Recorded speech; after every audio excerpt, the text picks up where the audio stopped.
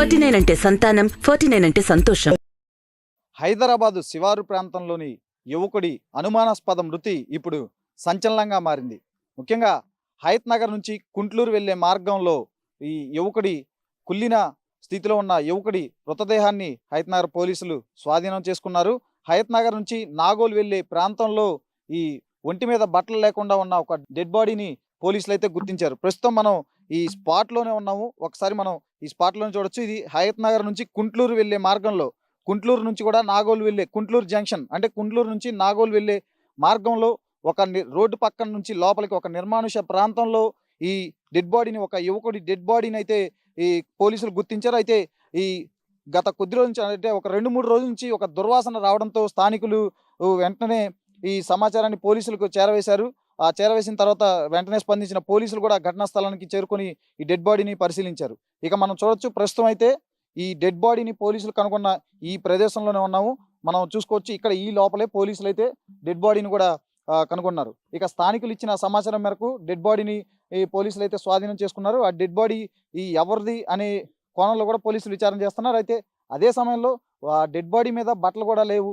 అయితే పక్కనే బట్టలు, అలాగే పర్సు, అతనికి సంబంధించిన ఈ థింగ్స్ అయితే పడున్నాయి. సో ఆ పర్సు వాటన్నిటిని ఒకసారి తీసి పరిశీలించగా అతను వరంగల్ జిల్లాకు చెందిన 23 ఏళ్ల రాజేష్గా పోలీసులు గుర్తించారు. ఇక్కడ స్థానికంగా హయత్ నగర్ సమీపంలోని ఓ ప్రైవేట్ ఇంజనీరింగ్ కళాశాలలో చదువుతున్నట్లు కూడా పోలీసులు గుర్తించారు. ఇక మరోపక్క చూసుకుంటే ఈ రాజేష్ని ఎవరు చంపారు, ఎలా చనిపాడు అనే కోణంలో పోలీసులు అయితే దర్యాప్తు చేస్తున్నారు. దీనికి సంబంధించి ఈ రాజేష్కి సంబంధించిన మిత్రుడు కూడా మాట్లాడడం జరిగింది.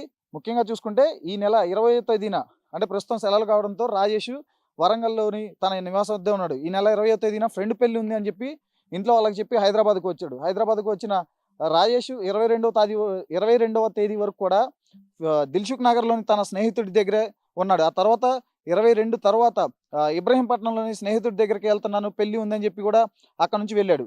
అయితే ఆ తర్వాత ఇబ్రహీంపట్నంకి వెళ్ళిన తరువాత ఆ ఫంక్షన్ అయిపోయిన తర్వాత ఇంటికి వెళ్ళాలి అని చెప్పి మరో ఫ్రెండ్కి ఫోన్ చేసి డబ్బులు కూడా అడిగినట్లు కూడా తెలుస్తుంది. డబ్బులు అడిగిన తర్వాత అంటే 26వ తేదీన ఇది జరిగింది. అంటే ఫ్రెండ్ని అడిగి డబ్బులు అడిగాడు, డబ్బులు తీసుకున్నాడు. ఆ ఫ్రెండ్ కూడా ఆన్లైన్ ద్వారా ట్రాన్సాక్షన్ చేశాడు. ఆ తర్వాత చూసుకుంటే ఈ ఫ్రెండ్ రాజేష్కి కాల్ చేసినప్పుడు కూడా రింగ్ అయింది, కానీ ఆ తర్వాత ఫోను అతను లిఫ్ట్ చేయకపోవడం, ఆ తర్వాత ఫోన్ ఆటోమేటిక్గా స్విచ్ ఆఫ్ అయిపోవడం, ఇవన్నీ జరిగిపోయినాయి.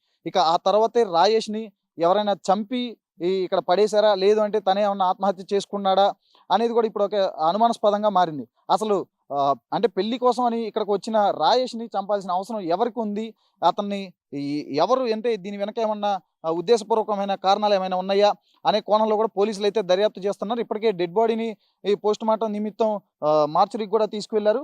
అయితే పోస్ట్ మార్టం అనంతరం కానీ అసలు విషయాలు బయటకు వచ్చే అవకాశం ఉంది. అంటే అతను ఒంటిపైన గాయాలు కూడా ఉన్నట్లు కూడా మనకి తెలుస్తుంది. సో ఎవరైనా అతన్ని కొట్టి చంపారా, లేదంటే తనంతట తానే ఏమన్నా ఆత్మహత్యకు పాల్పడ్డా అనే కోణంలో కూడా విచారిస్తున్నారు. మరోపక్క చూసుకుంటే రాజేష్ మృతికి వివాహేతర సంబంధమే కారణం అని చెప్పి కూడా అనుమానిస్తున్నారు. ఎందుకంటే ఈ నెల 24వ తేదీన ఎల్బీ నగర్లో ఓ గవర్నమెంట్ టీచర్, అంటే ఒక ప్రభుత్వ టీచర్ సుజాత అనే టీచర్, ఆమె ఆత్మహత్యకు పాల్పడింది.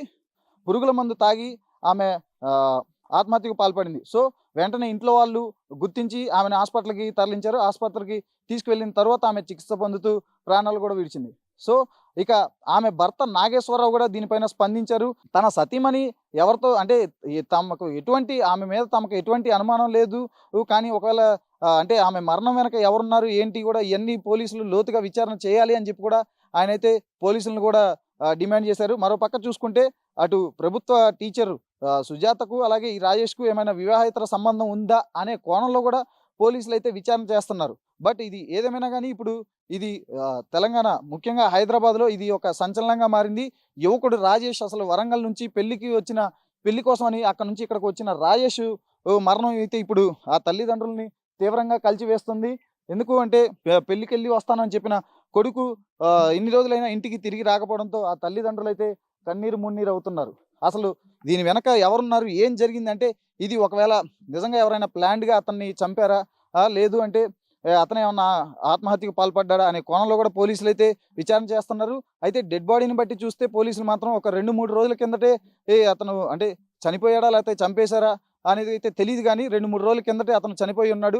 ఆ డెడ్ బాడీ కుళ్ళిన స్థితిలోనే పోలీసులు అయితే గుర్తించారు. ప్రస్తుతం అయితే పోస్ట్ మార్టం కోసం ఆ డెడ్ బాడీని తరలించారు. పోస్ట్ మార్టం అనంతరం మరిన్ని విషయాలు అయితే వెలుగులోకి వచ్చే అవకాశం ఉంది.